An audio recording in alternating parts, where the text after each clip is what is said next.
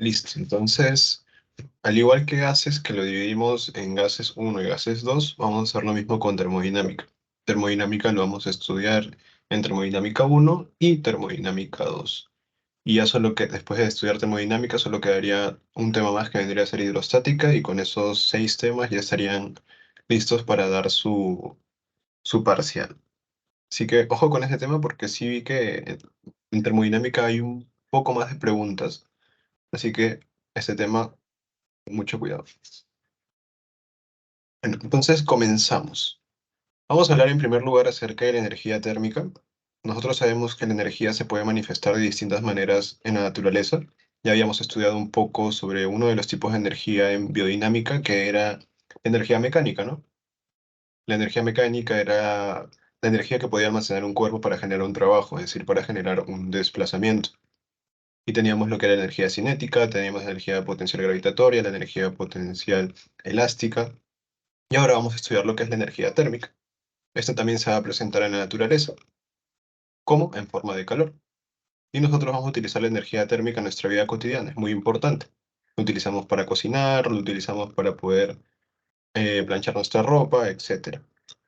Entonces, ¿qué es la energía térmica en sí? La energía térmica vendría a ser la energía contenida en un sistema, ya la energía contenida en un sistema, y que va a ser responsable de su temperatura.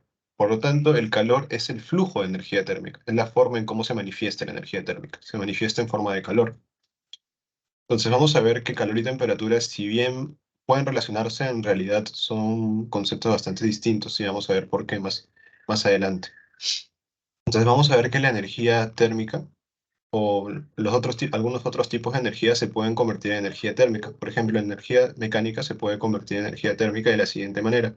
Cuando tú botas el balón, este va a estar en movimiento, por lo tanto, va a tener energía cinética. Nosotros habíamos mencionado en la clase justamente de biodinámica también, que todo objeto que se encuentra en movimiento o todo cuerpo que se encuentra en movimiento iba a presentar ¿qué? Iba a presentar energía cinética.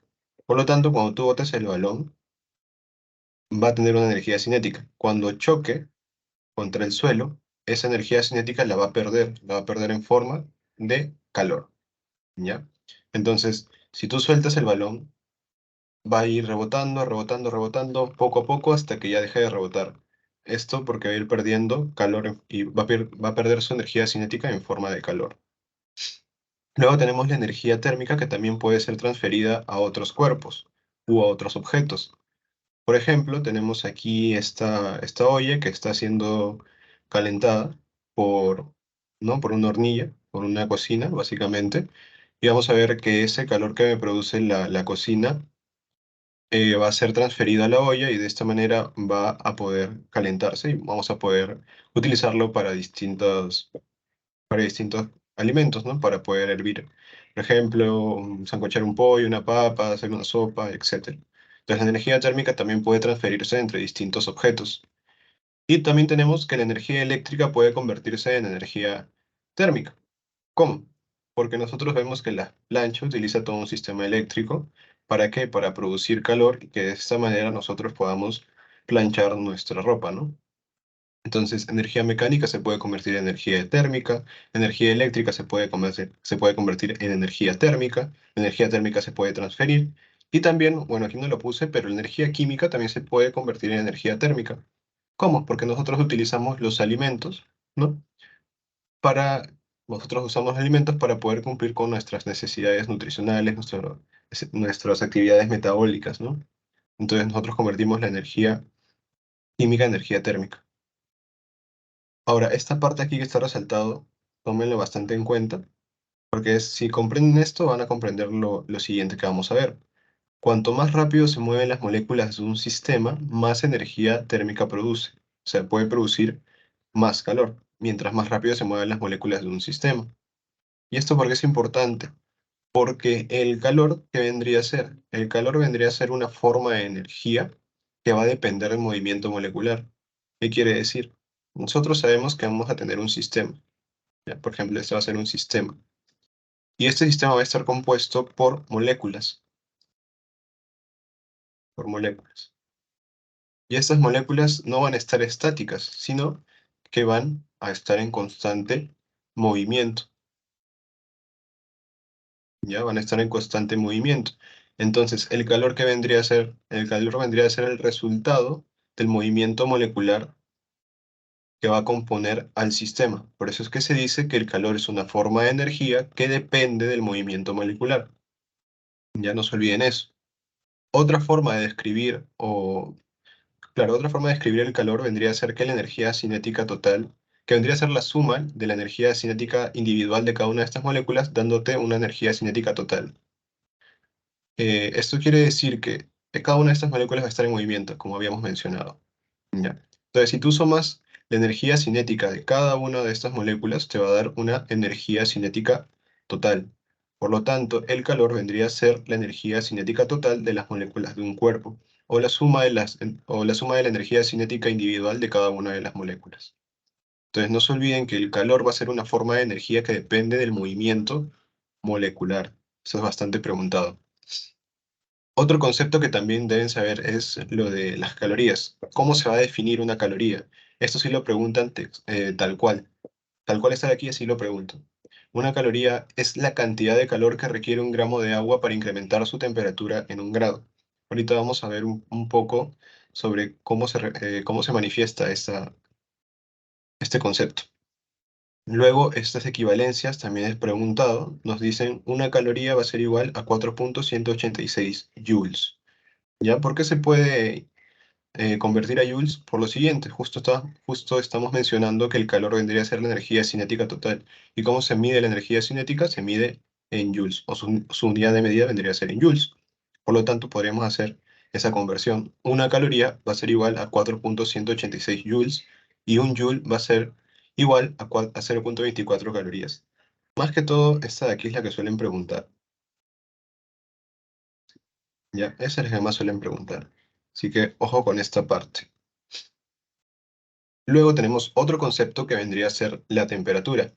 La temperatura, si bien muchos lo confunden o piensan que es lo mismo que calor, en realidad es un poco diferente. ¿Por qué? Porque la temperatura vendría a ser una expresión de la intensidad de calor, pero no es expresión de la cantidad de la fuente. Por ejemplo, vamos a tener una olla, ya, a ver, vamos a tener una olla más o menos de este tamaño. Y vamos a tener otra olla más o menos de ese tamaño. Entonces, supongamos que yo quiero llenar esta olla y tiene una capacidad de 3 litros. Entonces, yo le voy a llenar hasta ahí, hasta 3 litros de agua. Y esta otra olla tiene la capacidad de poder almacenar, supongamos, 8 litros de agua. Entonces, yo lo voy a llenar también lo máximo. Entonces, si yo pongo a calentar cada una de estas ollas, yo lo pongo a calentar, ya hemos visto que la energía térmica se puede transferir a otros objetos. Entonces, este objeto va a comenzar a adquirir la energía o el calor de la fuente, de tal manera de que va a aumentar su temperatura. Entonces, cuando entra en estado de ebullición, va a alcanzar una temperatura de 100 grados Celsius. Igual esta olla también va a llegar a alcanzar una temperatura de 100 grados Celsius. Entonces, ¿qué era el calor? Era o dependía del movimiento molecular, ¿verdad? Entonces, tanto esta olla de aquí va a presentar moléculas. Estas moléculas, ¿cómo iban a estar? Iban a estar en movimiento, iban a presentar energía cinética, igual aquí. Entonces, acá podemos ver que la temperatura es igual en ambos. Ambos tienen 100 grados de temperatura. Es la expresión de la intensidad de calor. Sin embargo, ¿cuál de estas dos ollas es el que va a tener mayor energía térmica o va a tener mayor cantidad de calor, por así decirlo? Es la de 8 litros, porque la de 8 litros va a tener mayor cantidad de moléculas. Entonces, como tiene mayor cantidad de moléculas, va a haber mayor energía cinética total. A diferencia de este, que tiene como menos cantidad de agua, entonces va a tener menor cantidad de moléculas que van a estar en movimiento. Entonces, esa es la diferencia básicamente entre temperatura y calor. La temperatura solo te dice la intensidad de calor, no la expresión de la cantidad de la fuente, ¿ya? Eso no se olvide. Y aquí tenemos otro concepto que la temperatura nos dice es la sensación física que nos produce un cuerpo cuando entramos en contacto con esto. Aquí tenemos las diferentes formas de poder medir lo que es la temperatura, dependiendo más que todo del país. Nosotros utilizamos grados Celsius, en Estados Unidos se utilizan, por ejemplo, Fahrenheit, y así sucesivamente, ¿no? Estos son los tres principales, también hay otros tipos de medida, pero esos son los tres principales. Y bueno, aquí tienen las fórmulas de conversión. En realidad, en su examen no hacen ejercicios básicamente, no hay ejercicios sobre esto, así que más que todo para que lo tengan en cuenta y así lo quieren revisar, enhorabuena, ¿no? Y aquí justamente está lo que habíamos visto de la definición de una caloría. Una caloría se definía como la cantidad de calor que necesita un gramo de agua para poder aumentar su temperatura en 1 grado. Eso es la definición de una caloría.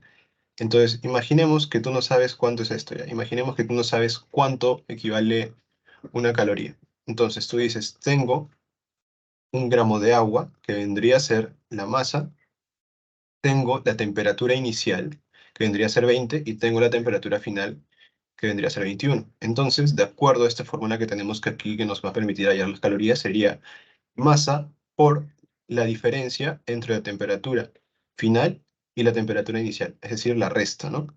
Entonces, si nosotros quisiéramos calcular esto, haríamos lo siguiente.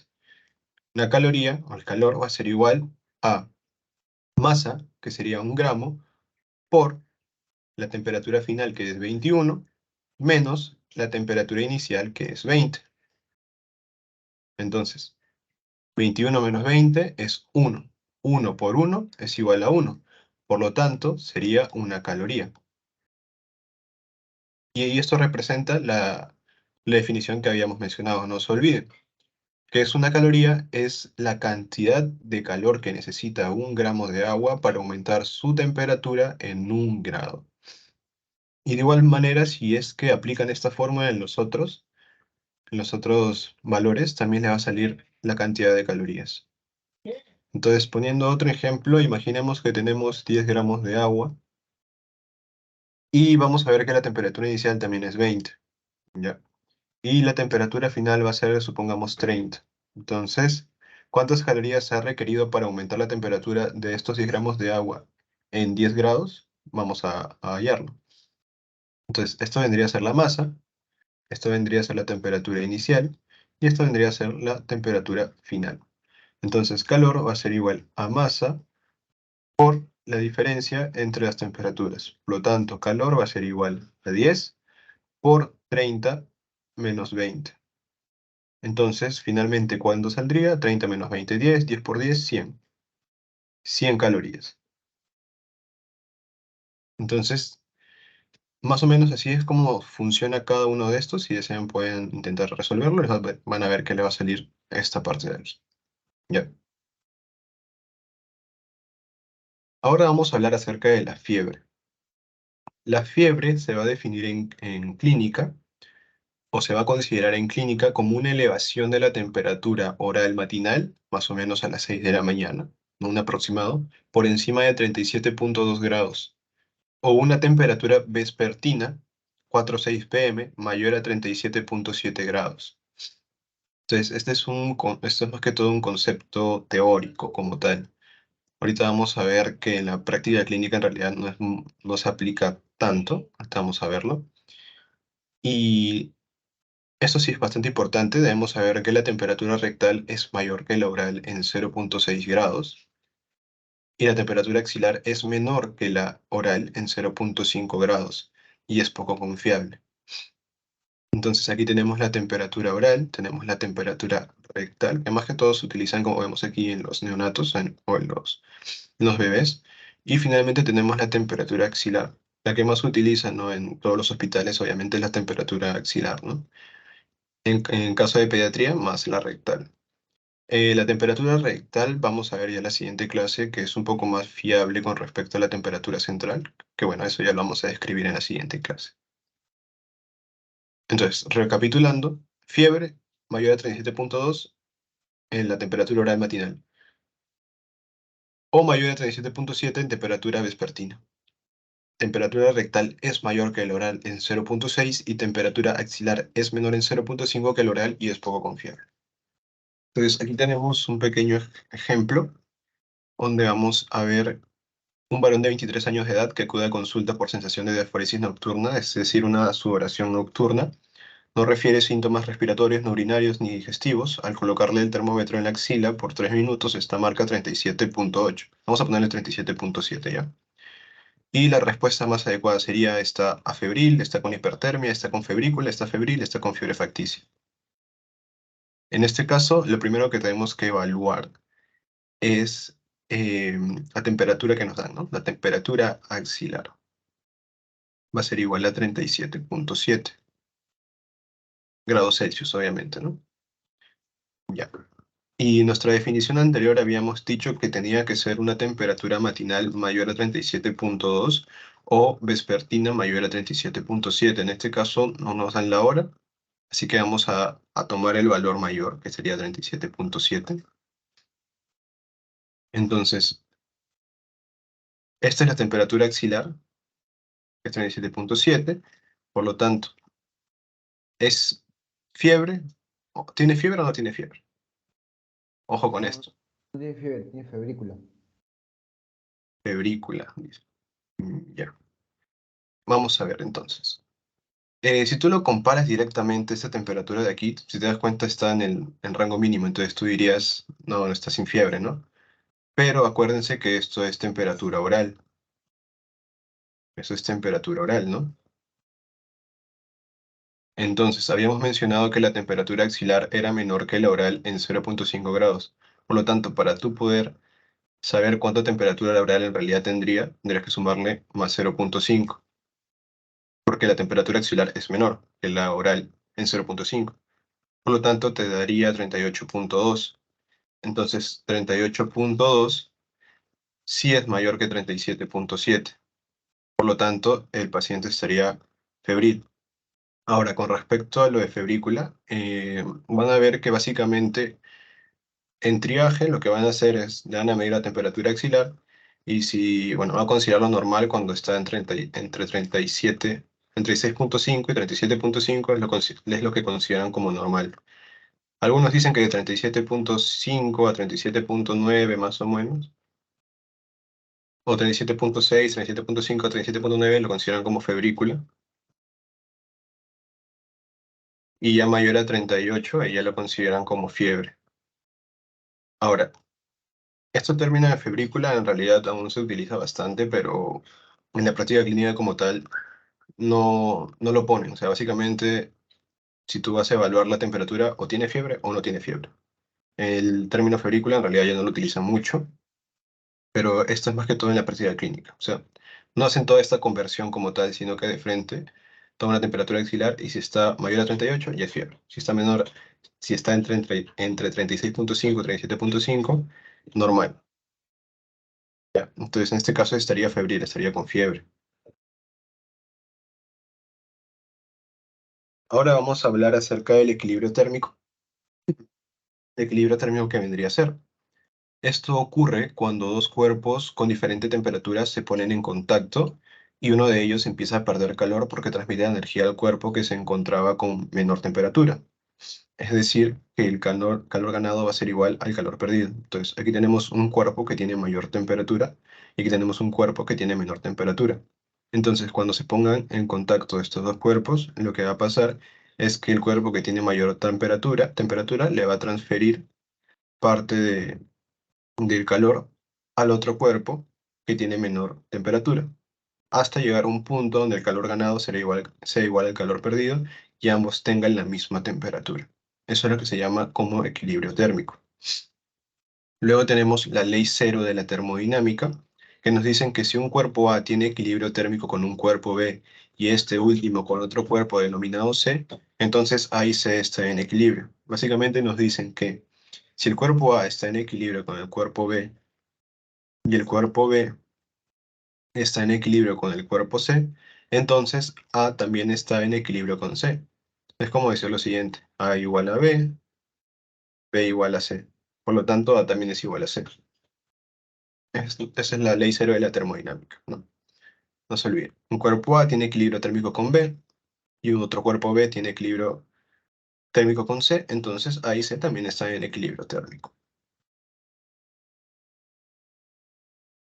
Y esta ley de la termodinámica sí es la que más se estudia.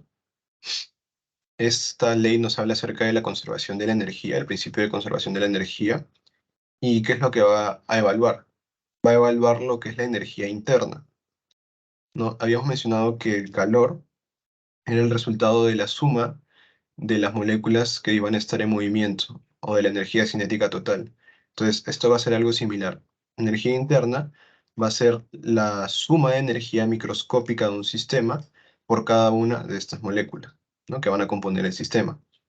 Entonces, supongamos que tenemos este sistema, un sistema A, vamos a poner.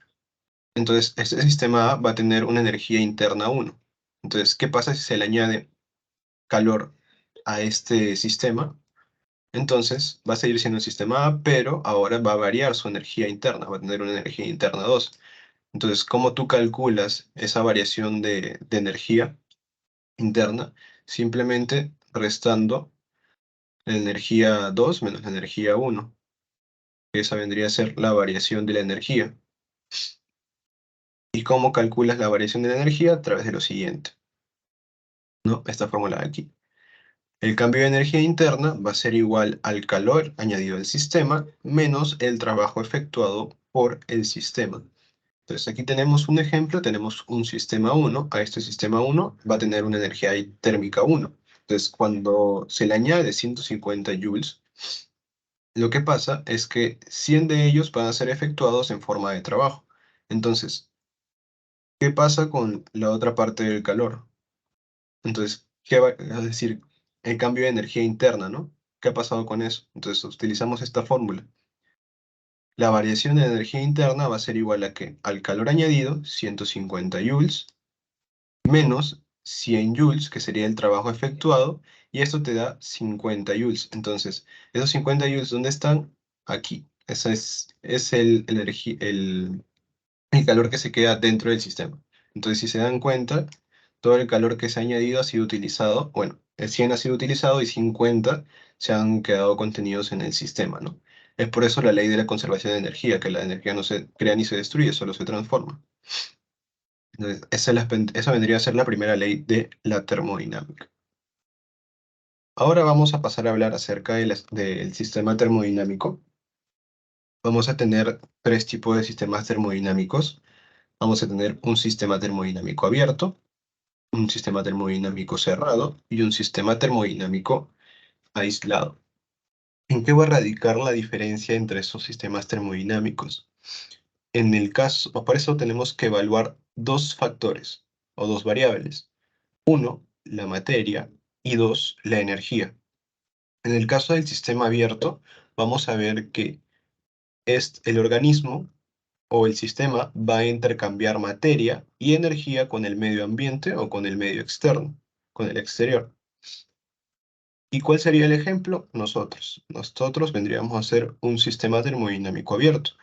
¿Por qué? Porque nosotros utilizamos los alimentos y cómo lo desechamos en forma de heces, orina, etc. ¿Y cómo utilizamos la energía o cómo intercambiamos energía? Habíamos mencionado que nosotros a través de los alimentos teníamos lo que era energía química y podíamos utilizarlo para generar calor, es decir, energía térmica, o para generar energía mecánica. ¿En qué, en qué parte? Al realizar los movimientos de locomoción, ¿no? Entonces tú utilizas la energía externa y de ahí la conviertes en otro tipo de energía. Entonces, sistema termodinámico abierto. Intercambias materia y energía con el exterior. Ejemplo, los seres humanos. Luego tenemos el sistema termodinámico cerrado. En este caso, tú no vas a intercambiar materia con el exterior o con el ambiente, pero sí vas a intercambiar lo que es energía. Por ejemplo, tenemos un foco, este foco está cerrado, de tal manera que no va a estar intercambiando materia con el ambiente, pero sí va a intercambiar energía, porque a este foco le va a llegar lo que es la energía eléctrica, y a través de la energía eléctrica me va a producir lo que es energía luminosa. Por lo tanto, es un sistema termodinámico cerrado. No intercambia materia, pero sí intercambia energía. Y finalmente tenemos el sistema termodinámico aislado, que no intercambia ni materia ni energía. Por ejemplo, tenemos este termo, La función de los termos básicamente es mantener alrededor una temperatura constante, digamos, del líquido que se le introduzca, ¿no? Entonces, vamos a ver que en realidad el termo como tal no va a ser un sistema aislado, digamos, al 100%, porque un sistema aislado no debería haber ni pérdida de materia y energía. Entonces, si tú llenas con agua, supongamos agua caliente ese termo, si lo abres a las 2 horas, se va a mantener caliente, ¿no? Va a tener una temperatura más o menos constante. Si lo abres unos 2 días, podría estar todavía un poco caliente. Pero si lo abres después de un año, o lo abres después de un mes o semanas, vas a ver que su temperatura en realidad ha disminuido. Y esto es porque sí está perdiendo energía. Entonces, lo que pasa es que si tuvieras un sistema aislado puro como tal, entonces no deberías perder ni materia ni energía, ¿ya? Pero sí se vendría a ser un buen ejemplo para explicar un poco más o menos, ¿no? Entonces, recapitulando todo, tenemos sistema termodinámico abierto, intercambia tanto materia como energía. Sistema termodinámico cerrado intercambia materia, pero no intercambia energía. Y sistema termodinámico aislado no intercambia ni materia, ni tampoco intercambia energía. Luego tenemos la transmisión de calor. Para eso vamos a utilizar lo que es tres maneras o tres formas. Uno, tenemos la convección. Dos, tenemos la conducción. Y tres, tenemos la radiación. Entonces, la convección se va a dar más que todo en fluidos, es decir, líquidos y gases. Líquidos y gas. La conducción más que todo se va a dar en sólidos. Y la radiación no requiere materia porque va a ser a través de ondas electromagnéticas. Entonces, la convección, por ejemplo, vamos a ver aquí, ocurre en líquidos o gases, en este caso líquidos, que vendría a ser el agua. Vamos a ver que aquí va a haber una partícula o una molécula que va a estar cerca a la fuente de energía, a la fuente de calor. Entonces, como esta molécula de por sí está en movimiento, al estar expuesto a la fuente de calor va a aumentar su energía cinética. Entonces, al aumentar la energía cinética, esto va a comenzar a subir, va a irse a la superficie.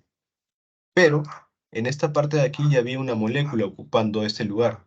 Entonces, conforme vaya aumentando su energía cinética, va a subir y va a llegar a un punto donde va a ocupar el lugar de esta molécula que ya estaba ahí, y esa molécula se va a ir hacia el fondo, hacia la fuente de calor, y se va a repetir ese proceso. Entonces, eso vendría a ser transmisión de calor por convección. Luego, la transmisión de calor por conducción ocurre en los sólidos. Las partículas en las zonas más calientes van a absorber este calor y lo van a transmitir directamente a las células adyacentes. Es por esto que nosotros podríamos sentir, ¿no?, el calor a través de un cigarrillo, por ejemplo, o si pones directamente tu mano sobre la fuente de calor que vendría a ser la vela, obviamente vas a sentir esa transmisión de calor, ¿no? Vas a sentir dolor. Y en tercer lugar tenemos la radiación, que ya mencionamos no requiere materia, dado que los cuerpos calientes van a emitir ondas electromagnéticas, por ejemplo el Sol, y este otro cuerpo va a absorber ese calor. Entonces la energía de las ondas absorbidas se transforma en calor y nosotros recibimos calor del Sol por radiación. Entonces no se olviden, convección, conducción y radiación.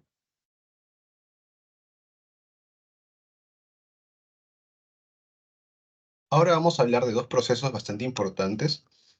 Uno, que es la termogénesis, y dos, que es la termólisis. Para ello debemos saber que nosotros los seres humanos somos animales homeotermos, que quiere decir que nosotros tenemos la capacidad de poder regular nuestra temperatura a pesar de que la temperatura ambiental sea distinta. Por ejemplo, cuando estás expuesto al frío, supongamos, no sé, 5 grados, 6 grados, 4 grados, por ejemplo, a pesar de que la temperatura exterior, temperatura ambiental sea baja, la temperatura corporal que va a presentar la persona se va a mantener más o menos entre los valores normales. Y esto porque el organismo tiene la capacidad de poder regular todo esto, puede regular la temperatura. Específicamente, la estructura que se va a encargar es el hipotálamo. El hipotálamo va a ser el responsable de todas aquellas acciones de termogénesis y también de termólisis. En este caso vamos a ver que la termogénesis se vincula con los mecanismos que incrementan el metabolismo energético. Entonces, termo, supongamos energía térmica o calor, y génesis, generación. Por lo tanto, ¿qué va a ser la termogénesis? Va a ser la generación de calor. O sea, van a ser todos aquellos mecanismos que van a estar dirigidos a la generación de calor. Y vamos a tener tres principalmente. Uno que es el aumento de la actividad muscular, a lo que se le conoce como tiritar. Para esto nosotros debemos saber que en la porción dorsomedial de la parte posterior del hipotálamo vamos a encontrar al centro motor primario para los escalofríos. Entonces, usualmente este centro se debe encontrar inhibido, pero cuando la temperatura corporal disminuye, se va a activar y va a enviar ciertas vías a través de haces bilaterales que van a pasar por el tallo cerebral, de ahí van a llegar a las columnas laterales de la médula espinal y finalmente van a llegar a las neuronas motoras primarias, de tal manera de que van a llegar finalmente al músculo esquelético. Entonces, todo esto que va a generar un aumento de la actividad muscular, es decir, va a aumentar el tono muscular o el tono del músculo esquelético, y cuando sobrepasa un límite va a comenzar los escalofríos. Entonces, estas señales como tal, todas esas señales que hemos descrito, no son unas señales rítmicas, de tal manera de que aumenta el tono, puede disminuir, puede volver a aumentar, porque no es rítmico. Entonces, esto va a ser o va a dar la apariencia de que hay sacudidas o contracciones, pero en realidad solo es aumento del tono muscular. ¿Ya? Entonces, eso vendría a ser el aumento, lo que es escalofríos o tiritar. Es uno de los mecanismos de termogénesis. Luego tenemos otro que es el efecto de las catecolaminas y el efecto de las hormonas tiroideas, específicamente la tiroxina. En el caso de las catecolaminas y las hormonas tiroideas, en este caso tiroxina, vamos a ver que van a tener una función o van a tener un objetivo en común. Tanto las catecolaminas como las hormonas tiroideas van a tener la capacidad de poder aumentar el metabolismo basal de la célula, con la finalidad de poder generar calor, ¿no? Poder generar energía en forma de calor. Pero va a haber una pequeña diferencia entre ambas. Uno es que las catecolaminas, la adrenalina y noradrenalina, van a actuar de inmediato, o sea, va a ser a corto plazo. Pero estas catecolaminas van a actuar sobre un tejido específico, sobre el tejido pardo, o la grasa parda, ¿ya? La grasa parda. La grasa parda es un tipo de tejido adiposo que va a tener gran cantidad de mitocondrias. Entonces, vamos a ver que en un adulto la grasa parda no es mucha, no tenemos mucha grasa parda. Por lo tanto, la generación de calor por el efecto de las catecolaminas solo va a ser al 10 al 15%. O sea, ni mucho, ni tampoco muy bajo, ¿no? O sea, 10-15%. Eso es en el adulto. Ahora, en los niños, o mejor dicho, en los neonatos, ellos van a tener mayor cantidad de grasa parda. Al igual que algunos animales, algunos mamíferos también van a tener mayor cantidad de grasa parda. Por lo tanto, en ellos, la generación de calor, neonato voy a poner, la generación de calor puede llegar hasta el 100%. ¿Ya? Entonces, es ahí la diferencia. En el adulto, la grasa parda, como es muy escasa, el efecto de las catecolaminas para producir calor solo va a ser al 10 y 15%, mientras que en los neonatos puede llegar hasta el 100%. Ahora, otro dato importante es que al efecto de las catecolaminas también se le conoce como termogénesis química. Si les preguntan quién está encargado de la termogénesis química, las catecolaminas. Y en tercer lugar tenemos a las hormonas tiroideas. Las hormonas tiroideas, específicamente la tiroxina que vendría a ser T4, también va a aumentar el metabolismo basal de la célula.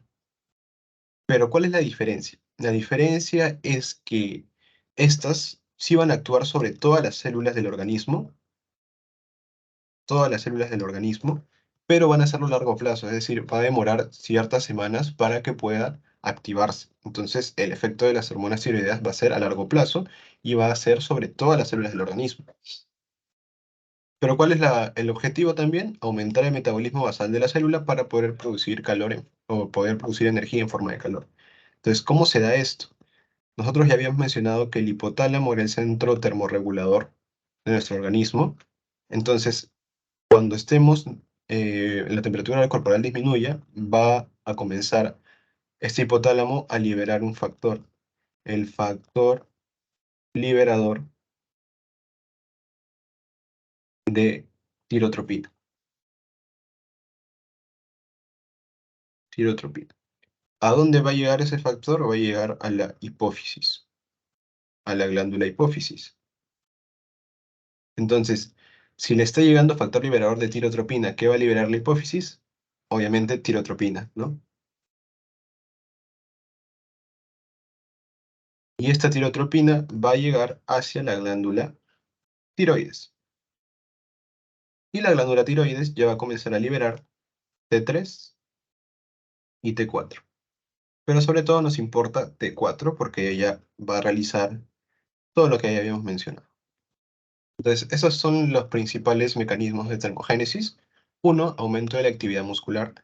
2, efecto de las catecolaminas, adrenalina y noradrenalina.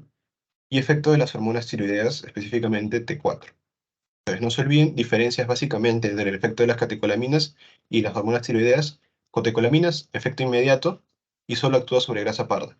Más efectivo en neonatos, menos efectivo en adultos.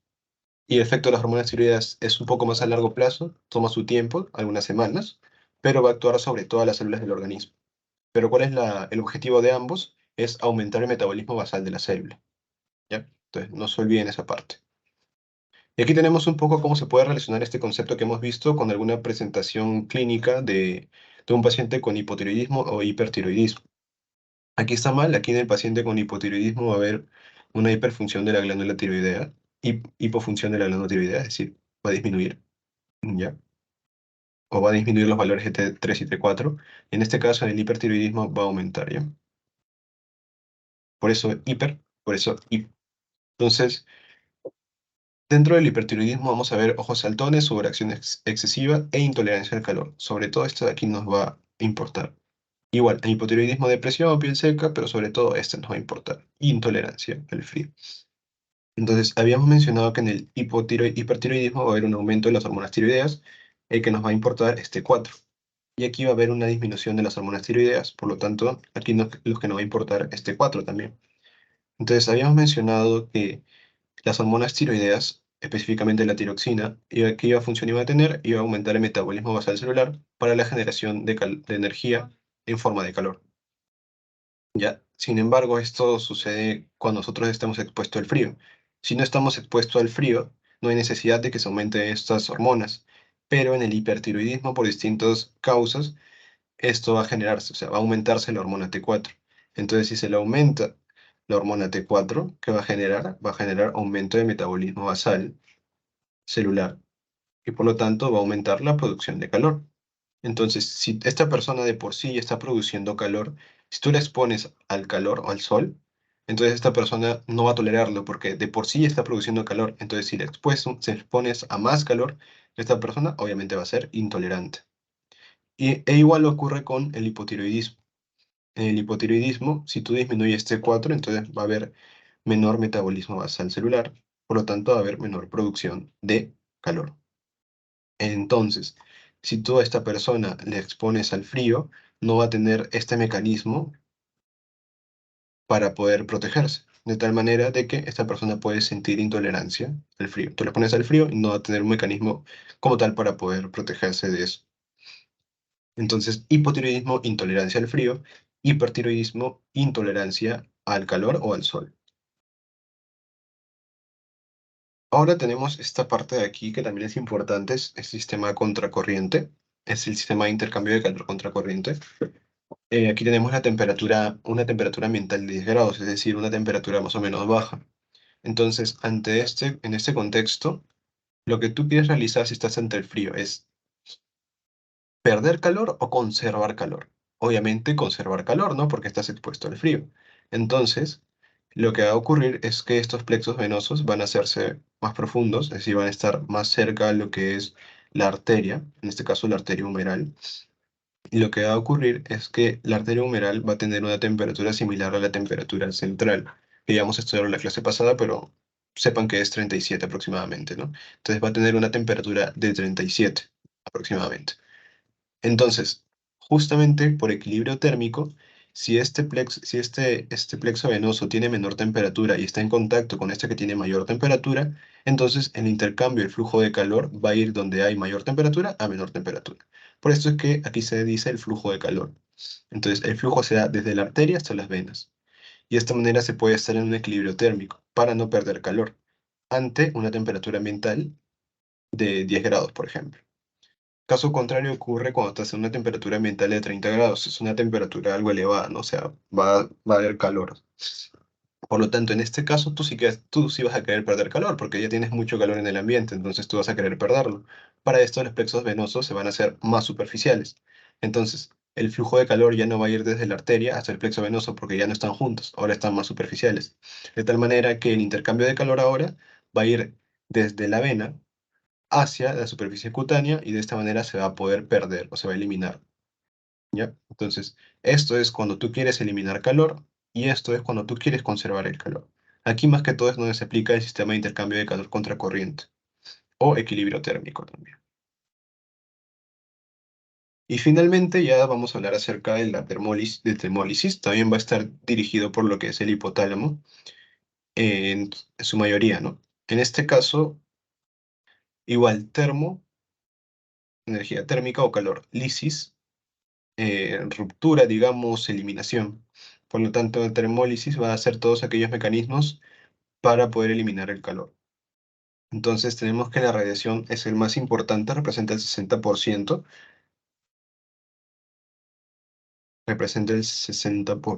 no se olviden, es la más importante, representa el 60%, y depende de la emisión de rayos infrarrojos, ¿no? Habíamos mencionado que depende de la eliminación a través de ondas electromagnéticas que no son perceptibles y no pueden controlarse por el organismo, ¿no? Como lo muestra aquí, donde está radiación, ondas de calor. Luego tenemos la convección, que representa el 15% y ocurre cuando el calor de nuestro cuerpo es retirado por un fluido, ya sea aire o agua. Por eso es que uno de los mecanismos de termólisis, o bueno, mejor dicho, una de las formas de poder disminuir la fiebre que no sea a través de fármacos, es mediante la utilización de pañitos húmedos, pongámoslo así, ¿no? O trapos húmedos, y se le pasa no, por la cabeza, ¿no? Por los brazos, etcétera, al niño o la persona. En este caso, la convección está representada por el aire. Nosotros habíamos mencionado que cuando era un día caluroso tú ibas a eliminar calor, porque los plexos venosos iban a estar más cerca de la superficie y iban a eliminar el flujo de calor por ahí. Entonces, viene una corriente de aire y va a llevarse ese calor. Por eso es que también cuando tú estás, por ejemplo, hace mucho calor y tú te estás en la sombra, si te das cuenta hay un poco más de viento y ahí te sientes más fresco porque esta corriente de aire está retirando el calor de tu cuerpo por convección.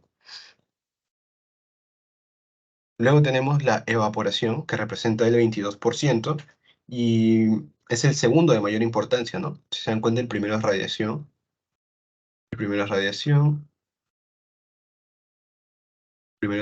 luego es evaporación, tercer lugar convección y cuarto lugar conducción, ¿no? En el caso de la evaporación vamos a ver que hay dos formas. Uno que es la perspiración y dos, lo que es la sudoración. La diferencia básicamente va a ser muy parecidos. La diferencia va a radicar en que la perspiración es imperceptible.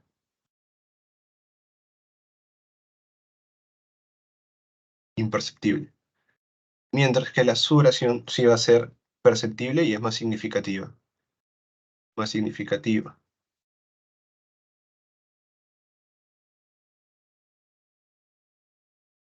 y perceptible, ¿ya?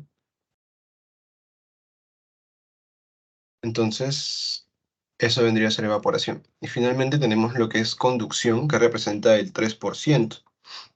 Y esta es la forma que menos, digamos, porcentaje de pérdida de calor tiene, Porque la grasa corporal, o sea, estamos hablando de el otro tipo de grasa, no la grasa parda, va a tener un poder aislante. Entonces, por este medio no se va a perder mucho valor, digamos así, ¿no? Entonces, esos son los cuatro métodos, cuatro mecanismos de termólisis, que eso sí lo tienen que memorizar, sobre todo el porcentaje, que eso sí lo preguntan. Radiación 60%, luego le sigue evaporación con 22%, en tercer lugar convección con 15% y finalmente conducción con 3%. Ya. Eso sería básicamente todo, es una clase bastante corta. No sé si tienen alguna duda. Sí, bueno.